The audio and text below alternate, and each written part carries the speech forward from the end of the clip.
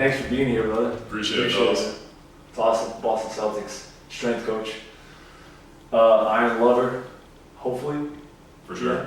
Former basketball player. Yep, D3, so that's all I got. D3 basketball. Hey man, yeah, it's still good ball in the United States. Where I'm from, yeah, it's good basically basketball. just like 6'6", kind of strong dudes just hitting each other. Nobody's getting off the ground within 18 inches, but yeah. Yeah, Felipe, you played NA. NA. Okay. It's like it depends where you go in the country. People say it's a D2 NCAA, but I don't know. I mean, it was fun while it lasted. Yeah. It was cool. D3 beginning of the bench player, so let's go. There you go. Yeah, no, that's awesome. No, thanks for being here, man. And Appreciate it. the whole idea with this, with us strength coaches getting together, is literally just to get the conversation going, and then us talking about the field, talking about your experience as a professional, your experiences in the NBA, and whatever else you want to share with No, us. for sure. This is pretty cool. I've been following it ever since it came out, so it's Yeah. good stuff, fellas. That's awesome. I appreciate it. So to lead us off, like, talk a little bit about where you're from, how you grew up, some of the main experiences you had in your playing career, and then later on to professional career, and kind of how you got into the whole strength and conditioning thing. Yep. So I'm originally from Epsom, New Hampshire, tiny little town. I actually still live in New Hampshire. It's where I live now is about an hour north of Boston.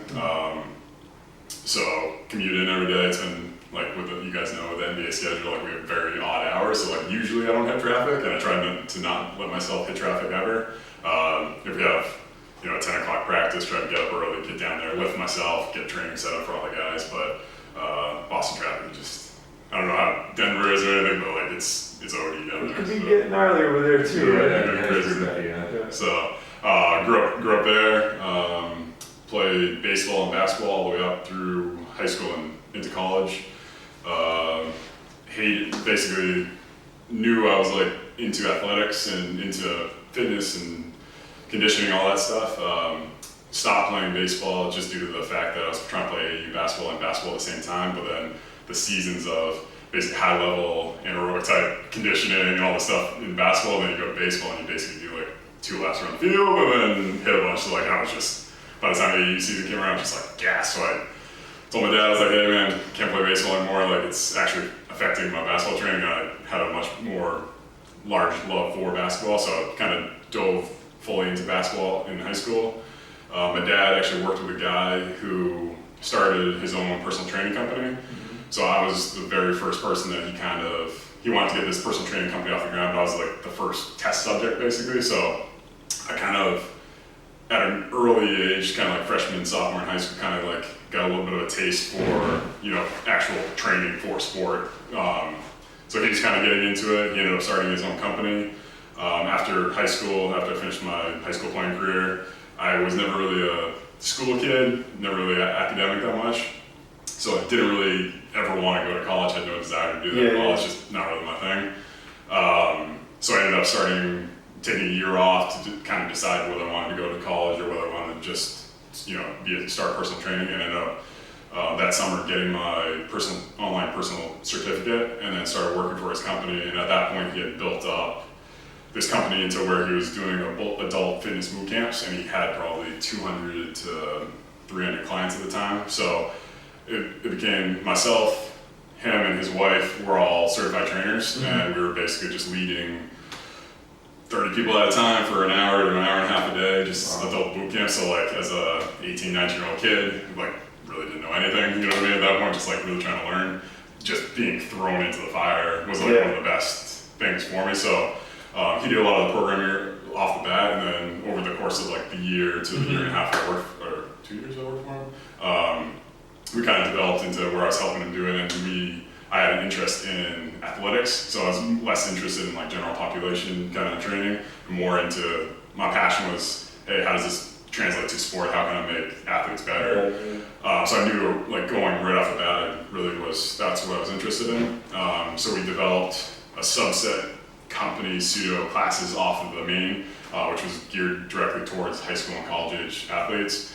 And to be honest, like tried to get it off the ground. We had 10 to 20 people. It never really got off the ground, but it was just like an unbelievable experience for me, just having to do all the programming, having to lead all those classes, testing stuff, see what worked, see what didn't work. It was just a really good experience. That's really cool. Yeah. Because then you basically got into strength and conditioning through the private sector and the fact that you were a former athlete. Yeah, I just when I was training for basketball with him, I enjoyed training. Yeah. You know what I mean? So I realized I have a little bit of a passion for this. I didn't know if that's exactly what I wanted to do, but I knew in the back of my mind hey, this is something I feel like I can wrap my head around. I understand, not understand it, but I can grasp the concepts that are trying to be taught. So from there, I worked for a year and a half. So what happened was we had early morning boot camp classes, so we would have to get up. It was half an hour away from my house, so we'd have to get up at 3:30 in the morning to get there for 4 to get set up for 4:30 because we had some early classes going.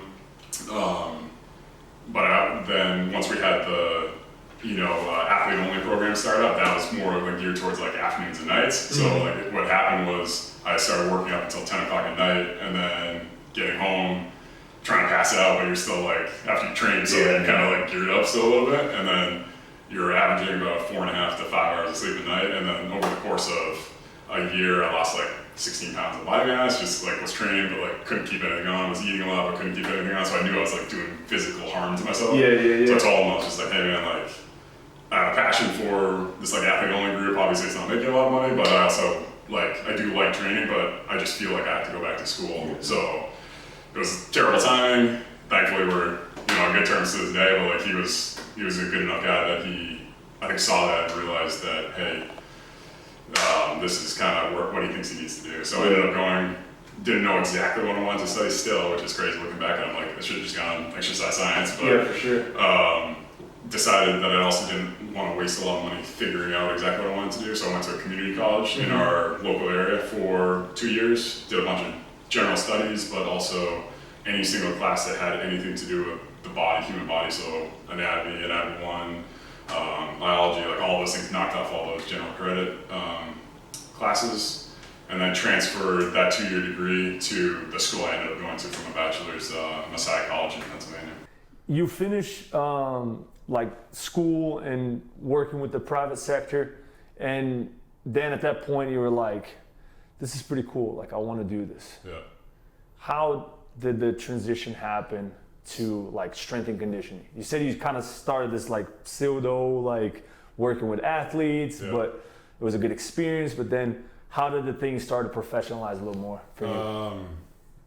So I guess I'll take you guys through. So after I transferred to the D3 school in Messiah, I happened to find out I played basketball for them, but my head coach at the time, after I got there, knew I was going for exercise science and knew I was very interested. And we had great professors there and really good classmates that were really everyone just pushed each other, which was awesome. But I didn't realize that he knew I was from New England, and the former strength coach from the Celtics, who was my former boss, was in the first strength and conditioning class from Messiah College, and he was at the time he was still the strength coach for the Celtics. So always knew that in the back of my mind. Coach was see if you can contact him, get in contact, just to pick his brain and all that stuff. So my senior year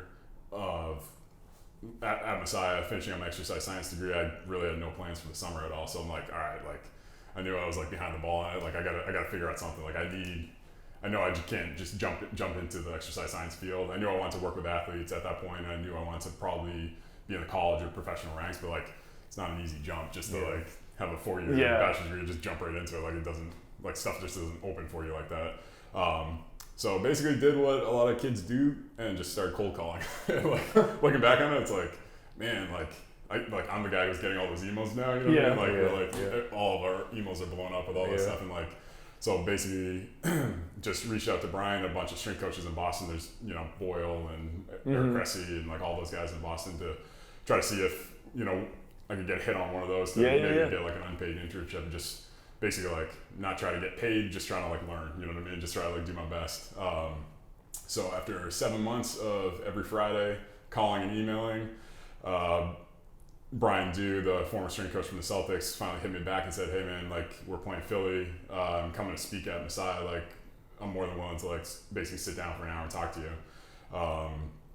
So he ended up getting myself and my roommate 2 tickets to the game. We ended up chauffeuring him back to the practice facility, so he didn't have to pay for a car. So it kind Sure. of worked out for both parties. But on the way, I didn't realize it, but we kind of had like an informal interview almost on the way, because he was basically looking for an intern, which I didn't really like realize at the time.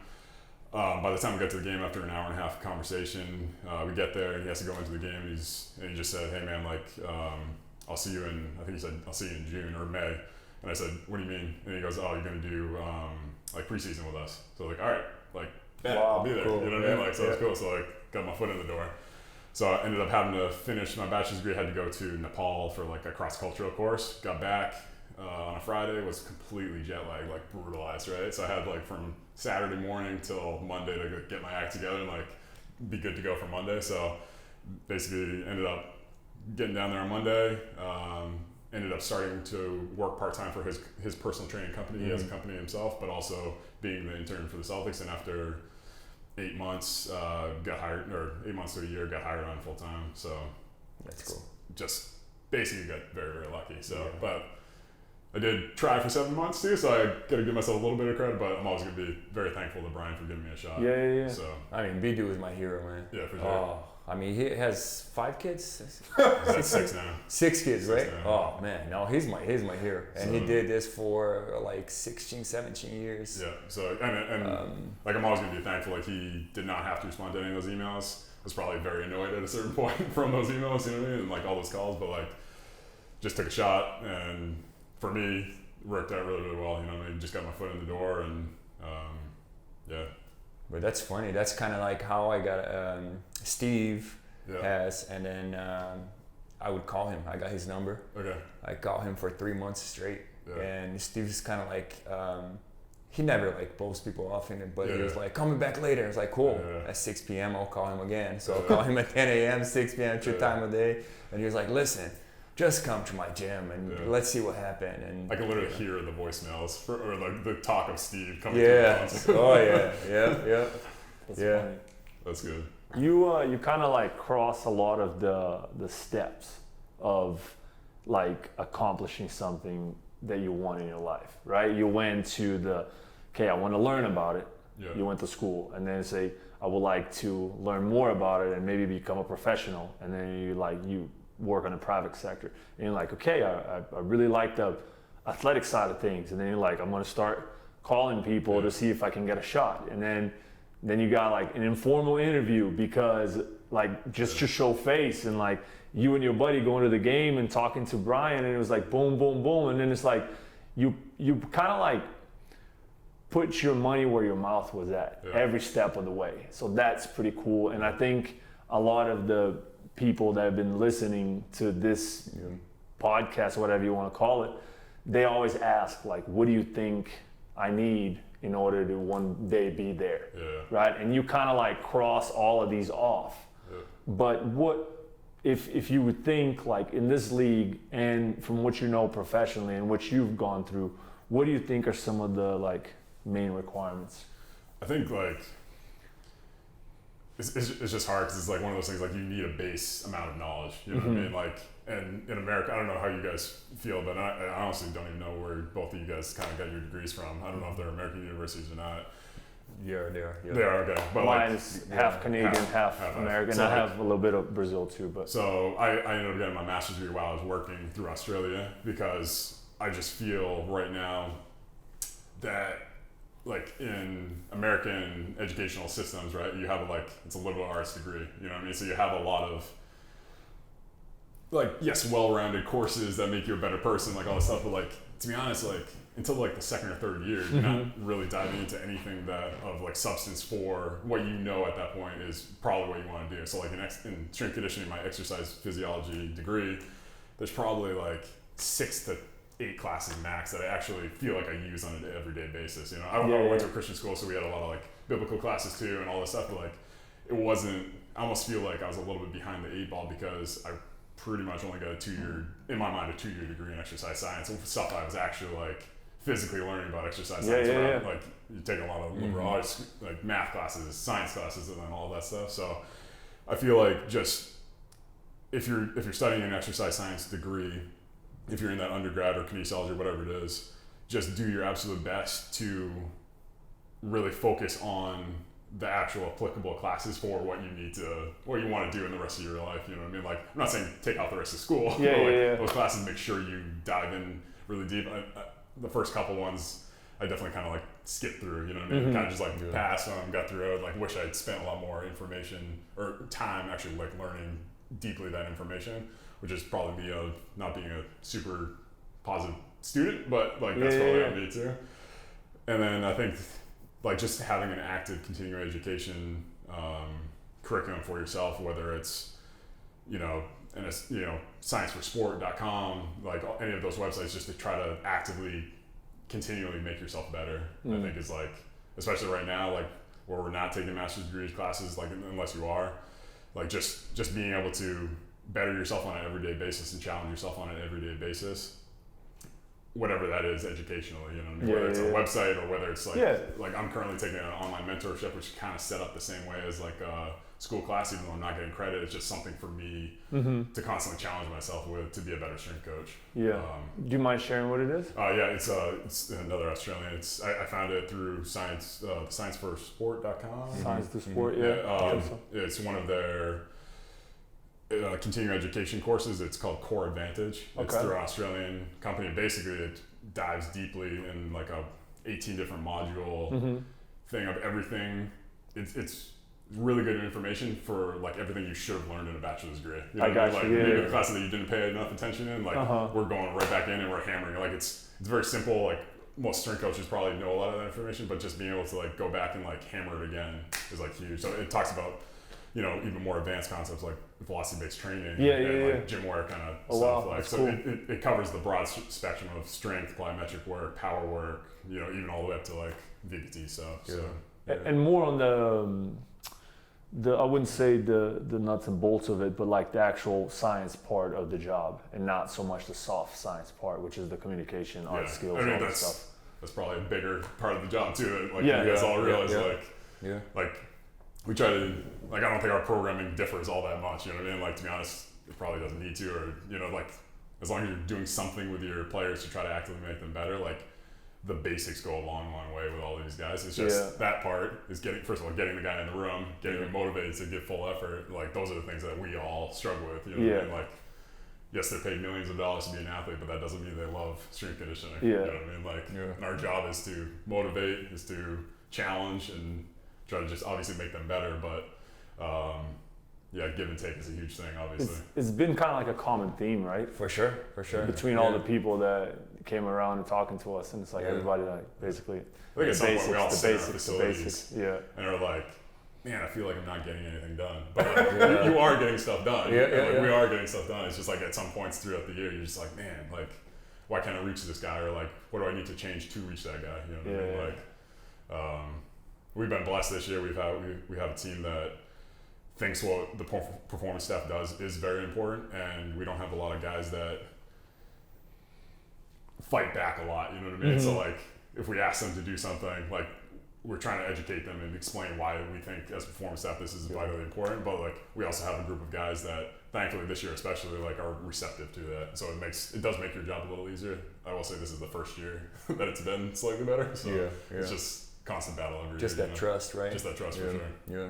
But I mean, it takes years for you to get there, to get that trust. Yeah. Even, I'm sure you guys know, like, even, I don't want to get overly analytical with this whole thing, but like, even adding one performance testing metric for like a team can be a huge thing. It could take an entire year to get that, implement that one thing, whether it's, counter movement, jump on force plate, like getting buy-in, even on one simple thing. Like, your testing battery can be a massive battery, but like, to be honest, it's going to shrink just, by buy-in with your athletes. So it's definitely a slow drip process for sure.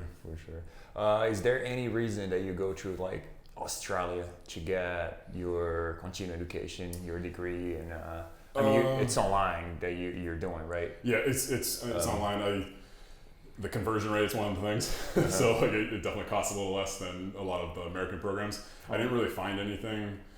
I was looking for American program that was completely online, because I was working for the Celtics when I was looking to start doing the masters, and I wasn't really seeing, there was like one or two, but like the cost to the benefit ratio, like I couldn't really see it. So then when you start looking outside of the US, there is a lot of really good programs that have completely online. And I just feel like Australia, I have an Australian coworker, he's one of our PTs, and we've talked about, education systems all over the world. And when he came up through his degrees through Australia, it's a very like focused, which is kind of hard, because like as a 17 to 18-year-old kid, like how do you know that's exactly what you want to do? But like, so I understand the concept of a liberal arts degree, but like there, like once you decide, like boom, that's all that you're like diving into that. So I just feel like I felt like, hey, I'm just gonna try it and see what happens. And the programming and from the degree like was a very deep dive into strength conditioning, kinesiology. Really so it was, I definitely have no regrets at all, and it made it a lot easier from a work perspective because it's completely online. So that's cool. Yeah, because I mean, it feels like about 4 years ago or 5 years ago when like Catapult came and like seems like Australia just was about to take over the NBA. It was that's why I'm asking. But we have 2 Australians on our performing staff right now. That's cool. I do feel like they're just like slightly ahead of the curve with like the sports science side of like kinesiology and exercise science. So that doesn't mean I don't feel like America's behind a lot of that, but it's just like I feel like some of those concepts came to us a little later on. Yeah, I would agree with that. And then again, this is not like us versus them or whatever, the culture, right? But that's a very analytical point of view that I agree with you. Do you think, when talking about the soft skills, right, do you think is there a discrepancy as well, or do you see it more like they're also beating the same drum of like, I love all the information and the data, very data, because they're super data driven, right? 100%. But then are they also talking about the other stuff? Yeah, and that's the hard thing, is like you can't be one or the other. You have to get a good mesh of everything. So you have to have those soft skills. You have to be able to be interpersonal with athletes and understand where they're coming from and what their background is. And maybe like obviously I probably don't have the same background, but like I can relate in some aspect. And it's not just like, hey, here's a scientific paper that's why we're doing this. Like there's other things that go into it. Yes, I believe that data and science and proven stuff should base most of your programming, but like that's like the easy stuff. That's like what all of us, the basics. The basics have been proven. Like all of us know what the basics are, and then the stuff you were talking about, the soft skills. Like I definitely think that's something that you as an individual coach have to learn and have to put time and effort into learning and improving. And I don't think that comes just from downloading a PDF study and reading that. I don't think that comes from that. I think it works on, you actually have to take time and work with athletes one-on-one and put yourself in their shoes and actually care about them and their life outside of this bubble, outside of, basketball, just connect with them on a human level, I think is obviously key. It's funny because like you mentioned your beginning of your career on the private sector, and then you kind of got thrown in the fire and you just coached. And it's like, how much has that helped you for today? No, 100%. It's like you're dealing with, first of all, like from a physical standpoint, like all different body types. Like 6'6", 380 So your coaching eyes seeing a lot of stuff. And it's obviously with group classes, it's difficult to have 1 or 4 programs for an entire 30 person class. Yeah, for because the body types are so different. Everyone's ages are so different. Fitness levels are so different. You know what I mean? Like, but it's good to be thrown into the fire, trying to do your absolute best to figure out with a 20 person class, like with 3 coaches rolling around, how to make this as effective as possible for every single person in the gym. And like also realizing that it's not just about the weights. It's like this 6'6", 380 pound man who's like a behemoth isn't self-confident about himself. You know what I mean? So like connecting with him on that level, just to be able to, hey, this is a push-up, like let's master this push-up, like all the soft things, like it's not just pushing weights, you know what I mean? Like just connecting with people is to your point it was probably huge for me. That's funny because my first internship, the head strength coach had a problem, so I was the intern for him, and we had 36 kids under the age of 12 plus 18 Chinese team, like a whole team training. And he was like, hey, I gotta go home for 2 weeks. Good luck. Oh, I mean, it was interesting because like the Chinese didn't speak English. Yeah. So as a Brazilian, learning English is still, I mean, it was like, I made it work. It was cool. And like at the end, everybody was happy, but it was like definitely like a unique experience. Just like, I feel like it's happened twice in my career where obviously with the private sector, I got thrown into the fire immediately, but then when I got hired on full time with the Celtics, I instantly became the head strength coach for our G League team. Mm-hmm. So I was 3 to 4 days a week up in Portland, Maine, which is about an hour and a half north of Boston, and then 3 to 4 days a week with the Celtics, or even on the same day we'll come down and help out with the Celtics. But that, I was 100% in charge of all the programming for that. So that was another boom now, not just in the individual private sector, now in a team setting, you're 100% in control of programming, you can test things out. At that point, I felt a little bit more confident, but like still you're trying things out, like you're doing the workouts yourself, you know what I mean? Like seeing how it applies, and then like just doing your absolute best. And that's like just having somebody like trust you enough to put you in those situations is a massive educational experience. You know what I mean? You just have to you have to prove yourself to that point to get put in that situation is the hard part. You know what I mean? So like is getting your foot in the door, making sure every moment that you're in the door, you're trying your absolute hardest and you're giving your best. And then hopefully you get one of those instances where you can, boom, now I'm trying something myself. It's funny because you learn how to plan and program in a different way, right? Because it's like you go in, it's like your first experience, like, man, I'm gonna train the whole team. I'm gonna do A, B, C, D, and E, and then the head coach comes to you. Coach comes to you, he's like, actually, we're just gonna, instead of 30 minutes, you're gonna have like 15. You're like, shoot. Instantly, just half of it got cut. So that first year was actually, to your point, was actually just like that, because the start of the year we started off, our G League team was performing 2-a-days basically for the first third of the season. So like, but every day I went up there, those guys were spent, like gassed, fatigued, like crazy. So a lot of the stuff we did was recovery work, like mobility drills, like just physically trying to get them to feel better so they could get right back out that night and get back into practice. So like over the course of time, like working with the coaching staff up there, like we definitely like had a load management kind of system that was a little bit like better and geared towards actual in-season strength and conditioning, which was a little bit better. But right off that bat, just like instantly, like you, in your mind, you're going up there like, hey, I got an hour and a half a day with these athletes, like no chance. You know what I mean? Just like there's no chance. Like you have to schedule and periodize everything. Yeah. Like so, it's like you really find out what's important to you, what you actually believe in. You know what I mean? Like if you only have 15 minutes, like what are the 3 things I want to get done in those 15 minutes, and what are the 3 things I think are most important? So I think we all still deal with that, you know what I mean? Like, but that's cool. What learning experience for sure. Yeah. What do you think? Like, and you can dive as much science as you want, but how do you view your role as a strength and conditioning coach? How do you look at the human body? Like if you could kind of like branch off on your philosophy as a strength coach, like what are you kind of like, where are you hanging your hat at? And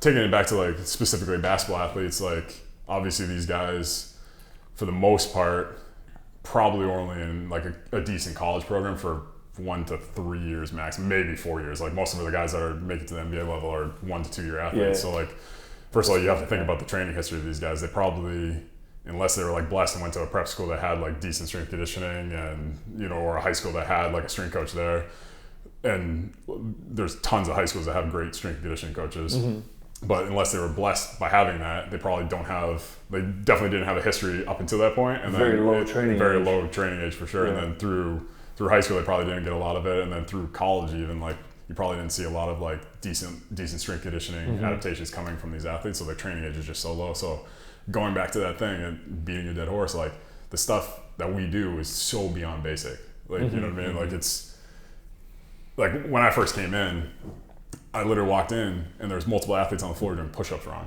And I walked in and I was like we want to talk about Omega Wave and catapult? What are we doing here? You know what I mean? Like if we can't even get like the beyond basics right, like that's the number one thing. So like number one thing is, however you want to dive into, bilateral pulling, single leg work. Like we do a lot of like proprioception work, so a lot of single leg stance stuff with our guys. Basketball's performed primarily like on a single leg, so we do a lot of that stuff. Just having a full body emphasis for sure, and then just making sure you're inputting your plyometric and power type exercises at the right time, because these guys do get a lot of a lot of Stimulus. there's a lot of stimulus and a yeah. lot of loading on those tendons. So just being conscious about when you actually add that and what the volume of that is. And there's no perfect program. It's just like as a strength coach, like you learn that and you kind of like, I'm still learning. I mean, you guys are still learning, you know, like what the perfect thing at that time is in your mind for your athletes. Yeah, there's definitely no perfect recipe. There's no one size fits all recipe for every single athlete. We got Taco Fall, who's 7'6", and we got Kemba, who's, we'll call him 6 foot. You know what I mean? So, so like even with that, there's all sorts of different body types, and I'm a very big believer in basic concepts, like transfer really well. So one of the main ones that we try to get with our guys is just intent of lifting. So like, they're not just, hey, talking to a person while they're trap bar deadlifting. They're, hey, we're focused on this exercise. You're trying to put 100% effort into the floor, trying to snap this exercise up. If you can get the guys to do just intent with basic, decent programming, I think that checks a lot of boxes. You know what I mean? And then as long as your program is checking whatever your focus is, you know, make sure you get your single leg working, make sure you get your posterior hinging and anterior, like all those basic strength coach philosophies. Like I think intent goes a long way. Isn't it crazy? Like we talk about all the fancy bells and whistles, but then when it comes down to, we're talking about intent. Yeah, like literally intent. Like that's literally, which is free. Yeah, everybody has it. Yeah, and it's like an effort level thing. And like that's like the one thing is like just trying to make sure these guys, like whenever they pick up a weight, like we're doing it in the best controlled way we can. But like if we're trying to go for some high intensity exercise, you're actually putting high intensity into the exercise. You know what I mean? Which same with testing, right? So I was just about to say, performance testing, like we all know, like you have a massive testing battery of 10 to 15 tests, but if you have no effort, if your athlete's not, first of all, if the athlete isn't educated on why you're doing the test, and then the athlete also has no effort level of the test, like what are you actually measuring? Like it's just like 1 week he does a counter movement jump on a force plate, jumps really, really high, has great intent, he's competing with all the guys, and then the next week he's doing it by himself. There's no competition. Yeah. Like, is it actually a fatigue drop? Like, is there a change in height because like, or is it just because he's not giving his full maximum? So it's just like, and obviously we have a really good data scientist back home who can kind of like clean that data up a little bit and try to like give us the best possible results. But it's not going to always be perfect. It's skewed. It becomes like irrelevant almost, right? Yeah. Because now you're looking at, are you comparing like orange to apples or apples to apples? You know? Exactly. So it's definitely difficult. So we're trying our best and doing our best and trying to connect with the athlete on an individual human like level, not only for like those concepts of trying to get the athlete to be better, but also we care about the athlete. We want them to be better personally and physically. My biggest question is teaching the guy the test. You know, should we or should we not? Because, for example, you teach him the force plate, you explain everything. Yeah. And there's a day that he just like, you know, I know if I don't jump as high, they're gonna tell me that I'm tired. They're gonna not let me practice. So I'm gonna use that in my advantage. You know what I mean? I see both ways. Yeah. But I know, for example, I took time to explain to one guy, and he knew that's like, man, today I just don't want to practice. Yeah. So he goes on the plate and just like, and I was like, come on, man, you gotta get going here. Yeah. It's like, oh man, it's all I got today. You know, so it's like it's very interesting to see. It's like almost at the combine where the guys now are smart enough to realize that if they don't reach their arm as high and then do their vertical jump, oh, my vertical just increased by this much percentage. Yeah. But like the players themselves are getting more intentional and to your point, like how much education is too much education. You know what I mean? Like, do you want this player? But I think that's another thing that you have to, as a coach, you feel that out, and you can kind of tell the guys who are, I don't want to call them shady, but a little shady. You know, like where they just like don't love practicing and don't love strength conditioning, but so like try to cut corners a little bit. And I think those are the guys that we as a performance staff and a coaching staff, I think we all realize that like, yes, we want to track and we want to test these guys and we want to make it almost like a routine for them. So even if the guy doesn't give good effort and just isn't motivated, like we still have them test just to get them in the mindset of like testing and like, granted, like not sure that's the best way to do it, but like what we found is like, if we can get going for a couple of years here of like these are the 6 most important things that we think we want to test for, and then we're just going to hammer those for a couple of years, and we're just going to create this data bank of testing, and hopefully it gets ingrained in the guys, because when we draft guys, they come in, boom, they're in the system where, hey, this is how the Celtics do it. This is how the Denver Nuggets do it now. Like, they don't like, it's not trying to get guys on board rather than, hey, this is just how it is from day one. So I think the hard thing is, like, you as a staff have to sit down and decide at one point, like, these are the ones we're going with for, What is, and like those could change too. So like, and then you're always gonna have like slight variations, but it, like we were saying before, any little addition usually takes a little bit of time for the athletes to kind of create buy-in on. So For sure. That was awesome about the testing stuff though, because I mean, I feel like we as a field, we hang our hat so much on measurements, but then it's also like, how are these measurements being collected? Like, what's actually happening on the test itself? Because now you're reading a report, but you have no idea how that was constructed. And we're judging ourselves based on this performance testing. Our program's working or they're not working.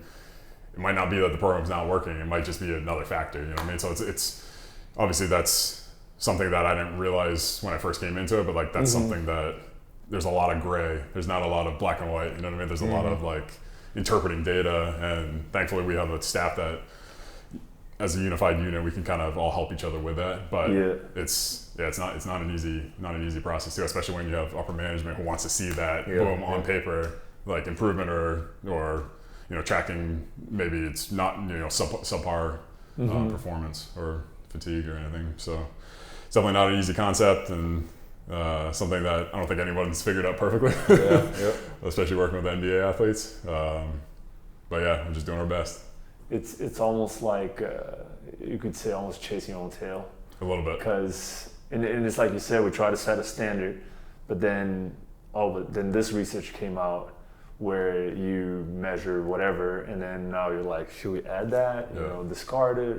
And the other thing is like, what do you value from a time aspect? Like we always go back to every single strength coach. We have a set finite amount of time per day with athletes to get some stuff done. So it's like, if you want to go through a weekly testing battery and you only have 2 to 3 opportunities to get a 45 to 30 minute lift in with a guy, like how much of that hour and a half to 2 hours and a half a week are you going to use to say, hey, I need to do a full warm up for a counter movement jump, then followed by an IMTP, like full maximum strength pull.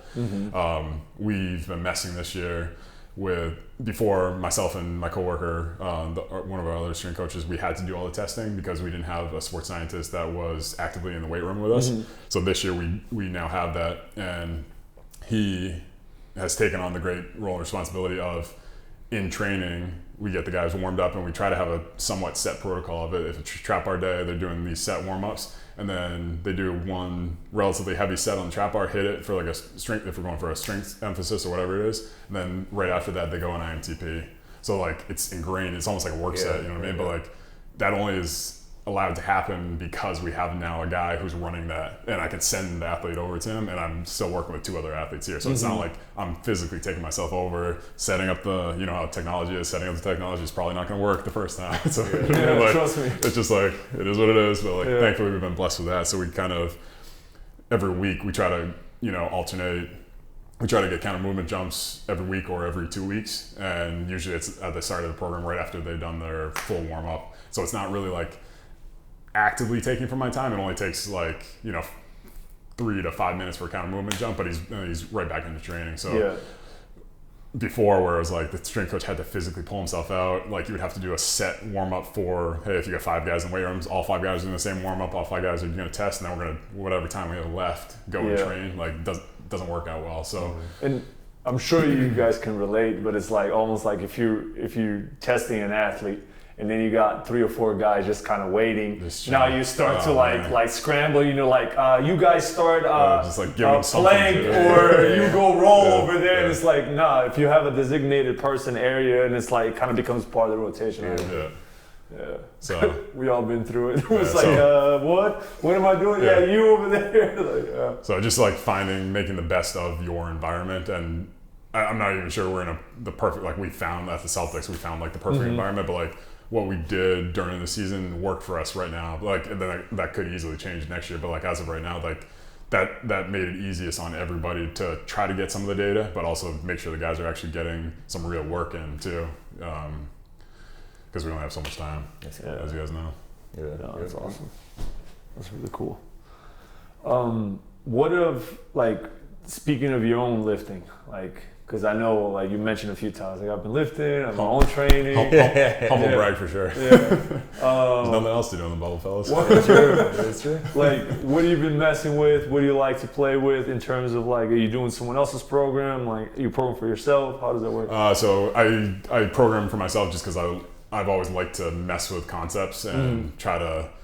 I kind of have a rule for myself. Like I don't want to ever make an athlete do something I've never done. So I'm not saying I have to do the exact program, but I've tried to do a trap bar for speed, or I've tried to do, you know, a loaded repeated jump or something like that. Yeah. So I try to program for myself. To be honest, I'm just trying to currently force velocity curve. Right? You have high force, you have high velocity. There's all these movements along the force velocity curve. Currently, seeing if I can move the whole thing over at once. So like you're doing heavy, you know, 3 rep max strength work, but you're also doing some speed, you know, like repeated plyo type stuff, and seeing if that, and then trying to test myself and seeing if that whole move line can shift over after, you know, 6 to 12 weeks. But one of the main ones that myself and the sports scientists we've been trying to actively mess with is velocity-based training. Okay.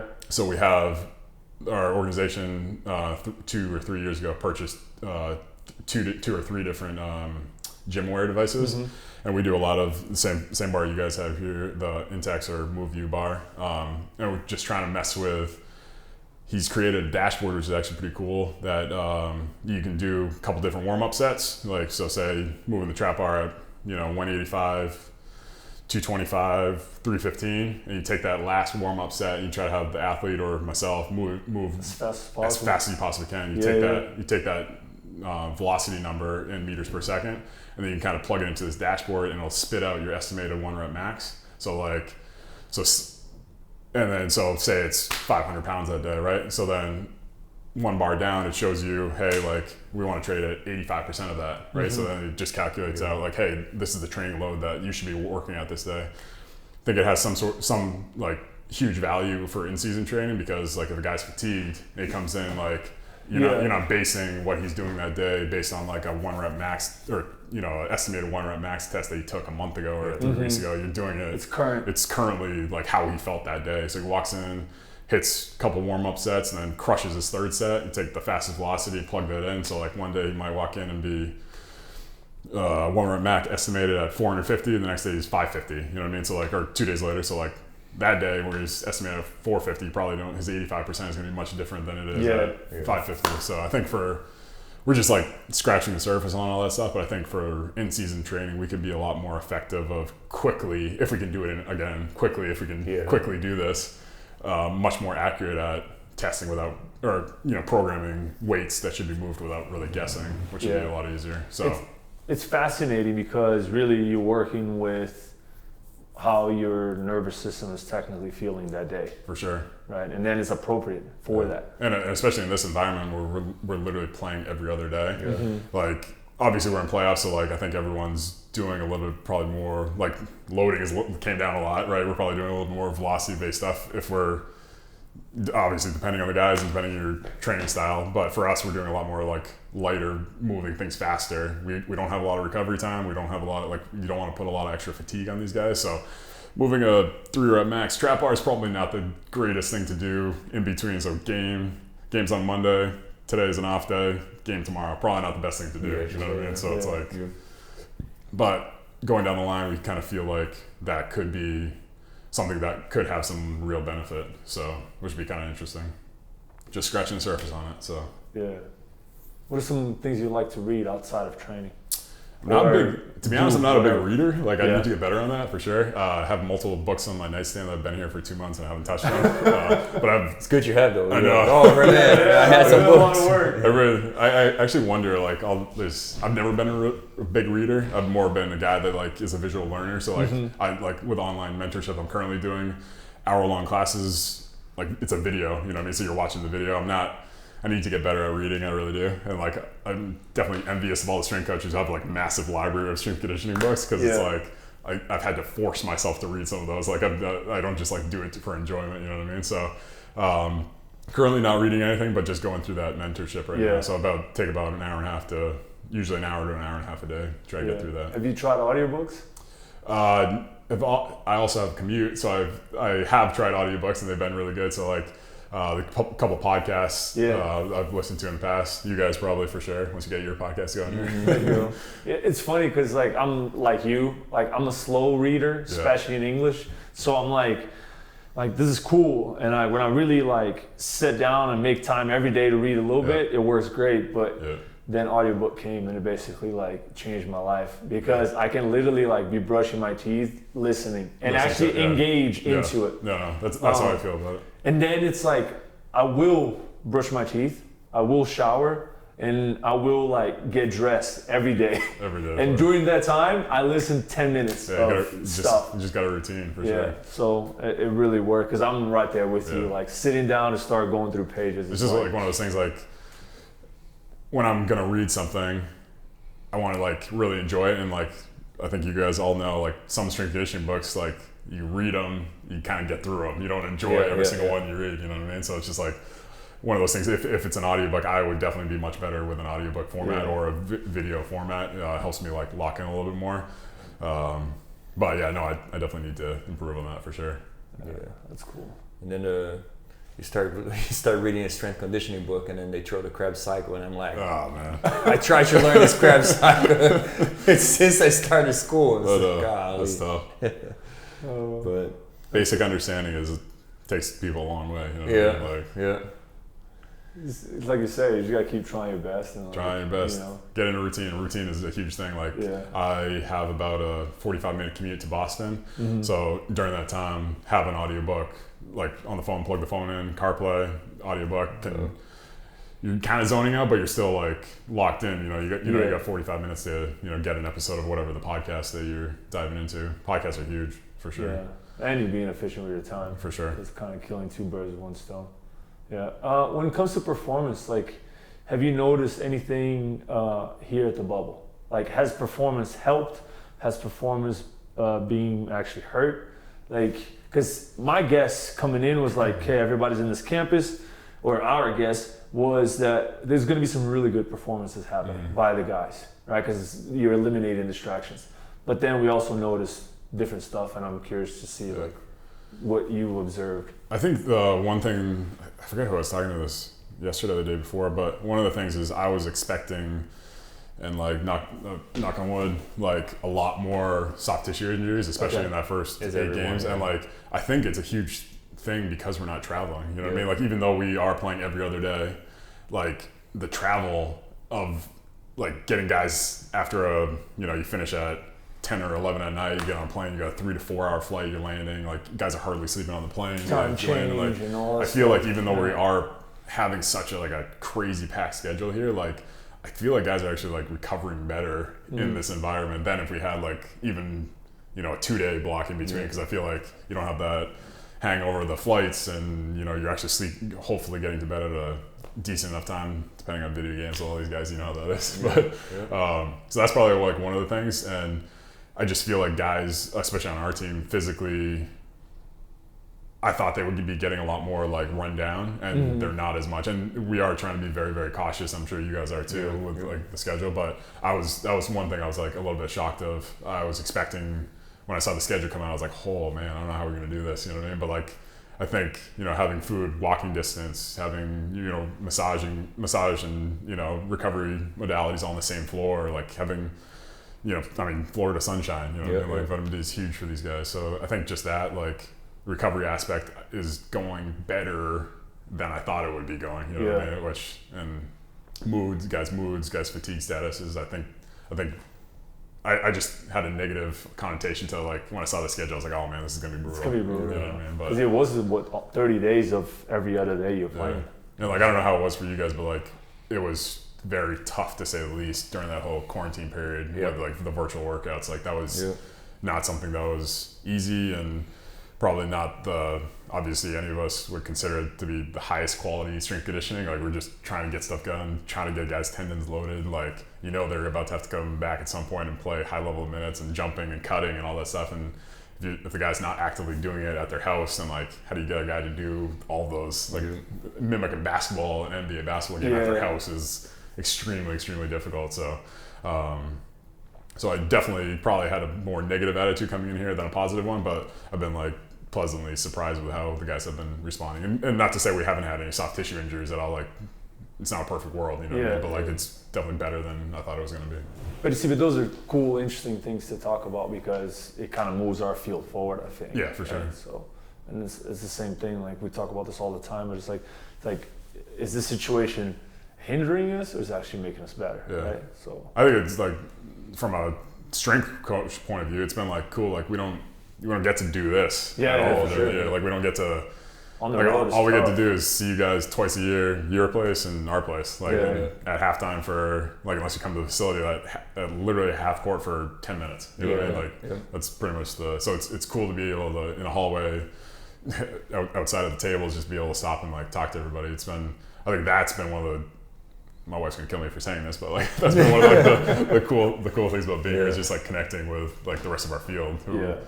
Like one of my things is like I try not to judge any strength coach on what happens at half court. You know what I mean? Because it's like it's 10 minutes, you can't even get into a speck of like what you guys actually do on a daily basis. But it's just it's cool to be able to, you know, actually interact with each other and actually learn a little bit. So and to your point, this thing cracks me up, man, because like the people get criticized a lot, right? Like they see a famous basketball player doing something. And they're like, oh my God, what is he doing? And then it's like, at times, the guy's been doing this for however many years.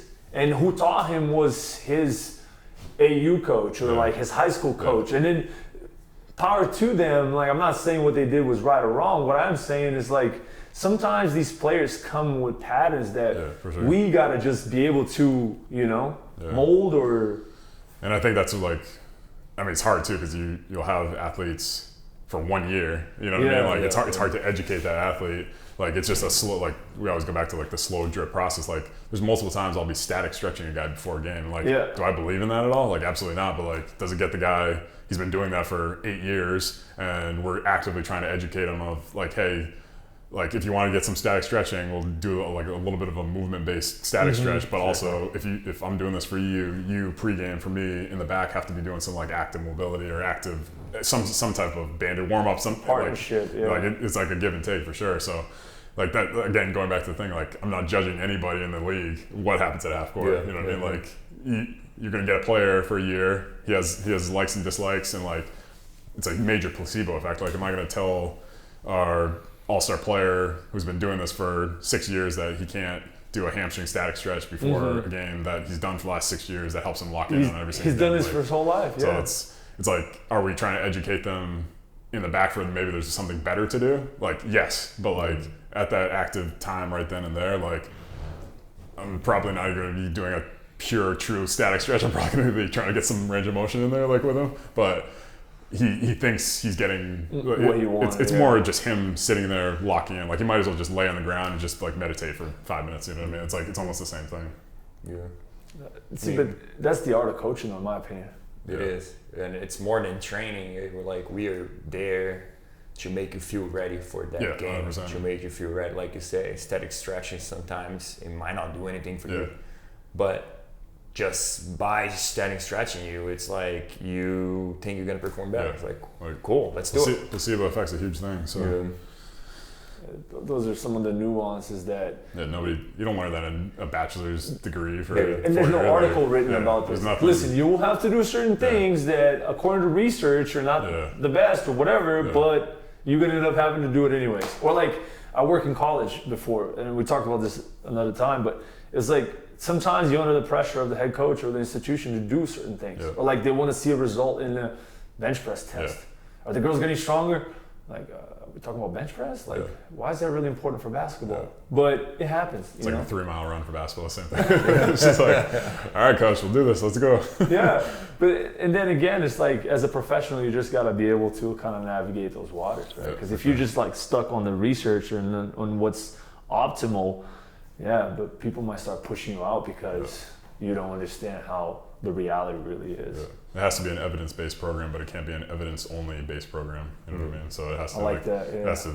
There's a huge give and take and huge gray area, and not everything's gonna be perfect. Not everything's gonna be in a paper, but like the basic stuff that we do should be based on something that has been proven. You know what I mean? Absolutely, yeah. The rest of the nuance stuff, like nobody teaches you that stuff. Nobody teaches you how to defend yourself against static stretching pregame or like any of those like concepts, which are just so, to be honest, like so minute and minuscule and probably have zero effect. You know what I mean? But like as a strength coach, we just actively want to do the best job we possibly can. So like anything that we can try to help educate our athletes to be, maybe this version's not great, let's try this one. Like I think it's huge. And then interesting because I had a flashback, but it's like, and I'm sure this might have happened with both of you at some point, but like someone just lays down and like, hey, can you stretch me? Yeah.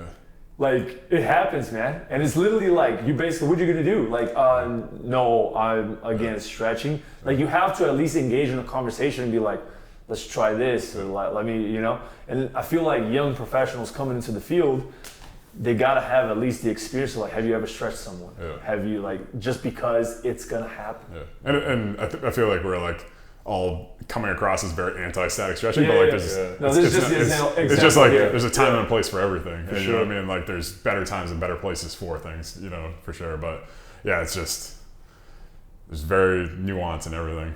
So yeah, that's interesting. But so we have a little thing, we're both from Brazil, right? Yeah. So that's why we came up with this, because a lot of what we're doing is give some information down there. How are you guys doing this whole like Spanish translation? Are you actively doing this whole thing again in Spanish? Like, no, obviously not me, but like, are you guys talking in Spanish to another video that's Spanish? No. We speak Portuguese. So Portuguese. You're good. No, you're good. Edit that out.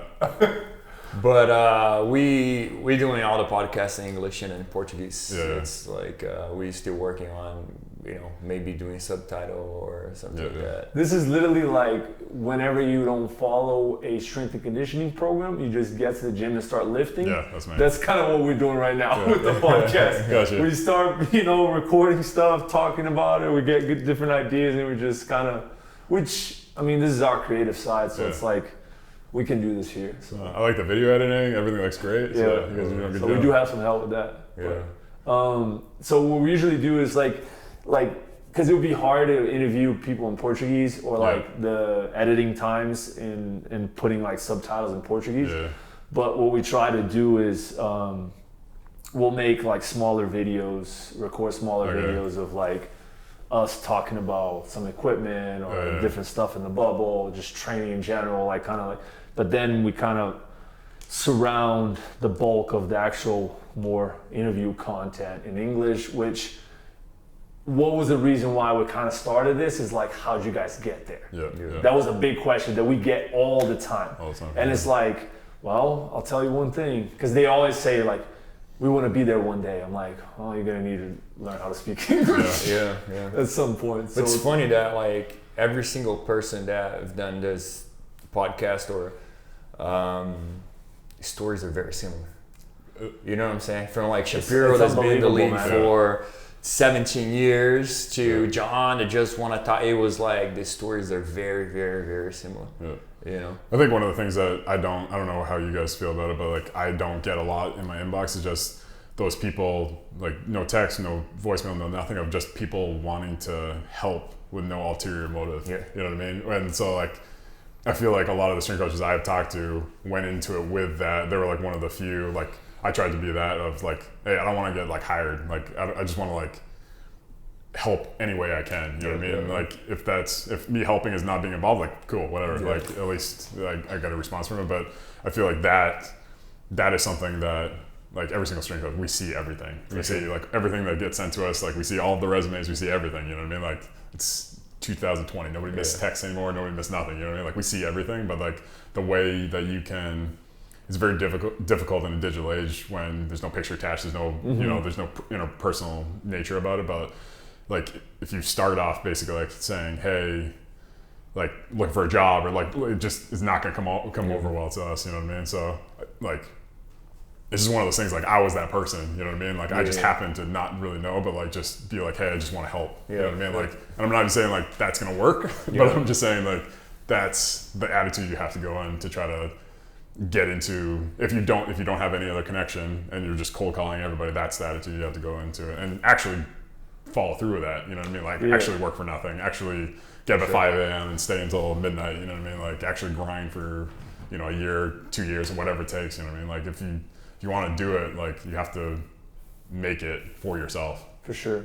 So, And to Felipe's point, it's like your story with a lot of the other guests that we had, they all had, you know, the volunteer experience. yeah. I'm gonna call someone that I know in the hopes that they can help, and I'm gonna offer my time to just learn Yeah. and just be there. And then the whole idea of like basically chipping away For sure. to slowly climb. Nobody was like, I was doing whatever, like working in my personal training studio, and then I got a phone call and it was a GM wanting to hire me, you know, Yeah. like, so it was pretty cool how we can find all these like intersections of how professionals get to where they're at. Yeah.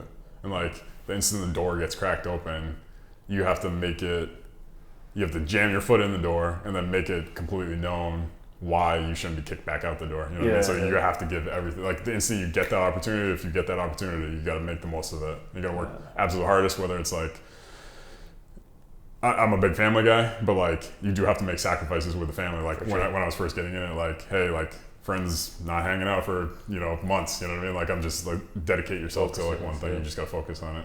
So it's like, there's no guarantee in life you're getting another one of those. You know what I mean? It's like championship. Like there's no guarantee you're making playoffs next year or getting to the finals or any of that stuff. So make the most of it while you're here. No, that's awesome. I think that's it, man. Appreciate it, fellas. the time. Yeah.